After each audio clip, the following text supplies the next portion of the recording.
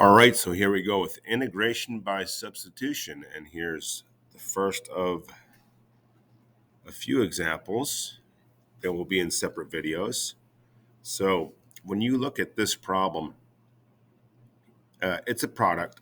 And I mean, if you looked at it from the perspective of a derivative, it's a product in a chain. So there's a lot going on here. And we don't have those rules for integration. We only have this power rule. So, and we can string these together with pluses and minuses. So that's our whole goal. We need to get this as a power rule. Now for substitution, we're going to use substitution. So we're just going to look to get an integral that looks exactly like this. Now, if we don't have an integral that looks exactly like that, then we can't do it. So going back to the problem, normally you're going to want to make u an inside function, but don't just assume that. When you choose a u, you want to think about it a little bit, especially early on. These problems should work out pretty nicely. The derivative of u should be the degree of what is not u. In other words, you see this x squared out here? We're not going to use u for that. The derivative of the u we're going to choose is going to be 3x squared. That's key. You see an x squared out here? That means it's going to work out nicely. So hopefully that made sense. But now let's actually do the problem. As I said, we're going to let u be x cubed minus 4. And again, I know it's going to work, or probably will work, because the derivative of this is x squared. Now that's the key step. You need to take the derivative. You need to figure out what du is, the differential of u. So du is the derivative of this, which is 3x squared times dx. Now you substitute. Make sure you substitute, you take care of everything. In other words, I have this x cubed minus 4. That's u. So I'm going to substitute that right now. You still have the square root, because nothing we did would get rid of that. So that's just this part right here. We have an x squared and we have a dx that we have to substitute for. So what I like to do is look at my whole du and do that all at once. So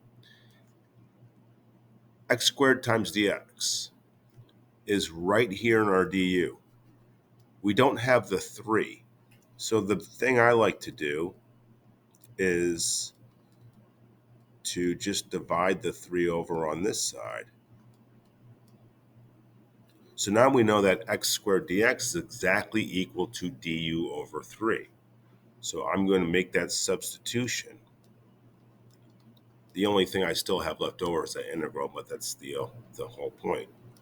So using these two expressions, we change this entire integral into this. Now, if you think about the du over 3, that's just 1/3 times du, and 1/3 is a constant. So this would equal 1/3 times the integral, because I'm factoring out the 1/3. The square root of u is u to the 1/2. Now I've left with that du, so look at this. It's perfect. It's a power rule.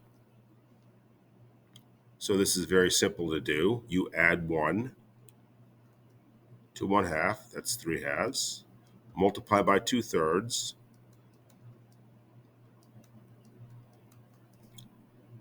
Now you can take care of all this multiplication at once. So 1/3 times 2/3 is 2/9. U to the 3/2. We did it.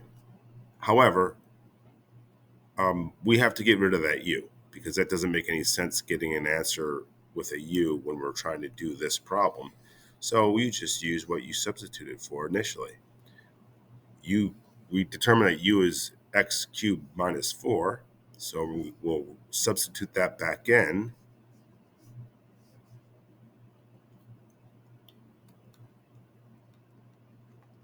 I forgot what I just said. X cubed minus 4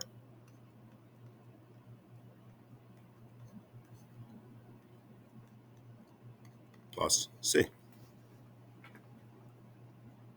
So that's the integral. That wasn't too bad. The integration part, as always, is easy. Now we just have to do a few more things to try to get it into integrable form. I'm going to do a quick check. We're done with this problem, but if you'd like to stay for the check, here it comes. The check is to take the derivative and make sure you get the integrand. And it's worthwhile doing, especially when you're new to this.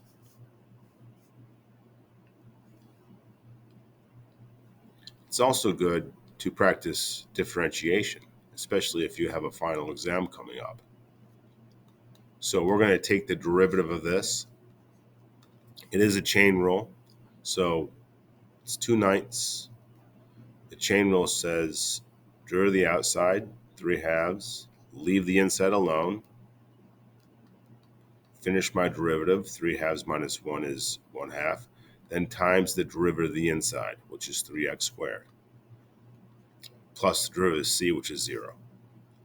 So simplify this. These 2's cancel. The 3 times the 3 cancels with the 9. We're just left with x squared times x cubed minus 4 to the 1/2, or the square root of x cubed minus 4, which is what we started with. So that's a perfect check.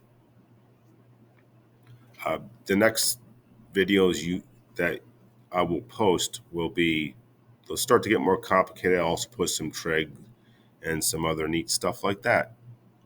See you then.